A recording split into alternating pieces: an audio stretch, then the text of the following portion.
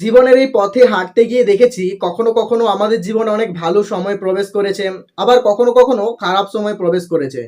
তবে একটা সময় ছিল যখন জীবনে কোনো খারাপ ঘটনা ঘটতো তখন তার জন্য দায়ী করতাম ভগবানকে, তখন তার জন্য দায়ী করতাম সৃষ্টিকর্তাকে, তখন তার জন্য দায়ী করতাম পরিবেশ পরিস্থিতি আর সময়কে, আর দোষ দিতাম ভাগ্যের প্রতি। কিন্তু নিজেকে নির্দোষ রাখতাম, ভাবতো যা কিছু ঘটেছে এদের সবার জন্যই ঘটেছে, আমার জন্য কিছু নয়। কিন্তু একটা সময় পরে বুঝতে পারলাম যে জীবনে যা কিছু ঘটে তা কেবলমাত্র আমাদের নিজেদের কারণেই ঘটে, আর নিজেদের সাথে ঘটা এই খারাপ ঘটনাগুলোর পেছনে শুধুমাত্র আমরাই দায়ী, অন্য কেউই নয়।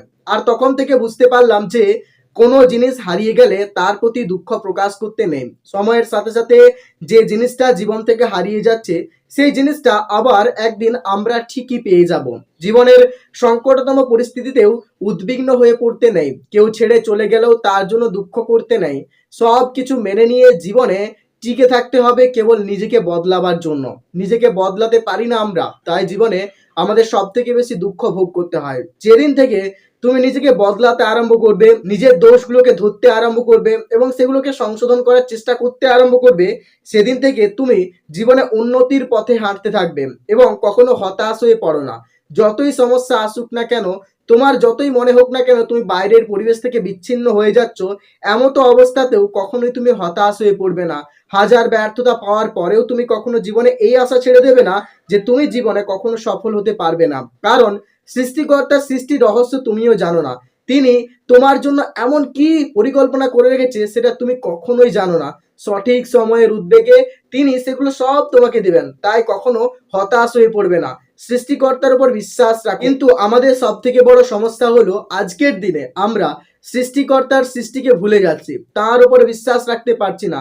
তিনি যে আমাদেরকে এই বিশ্বে পাঠিয়েছেন এটা আমরা সবাই ভুলে গেছি। আমরা ভাবছি বিজ্ঞান নিয়ে, বিজ্ঞান ঠিক, কিন্তু ধর্ম ধর্মের জায়গায়।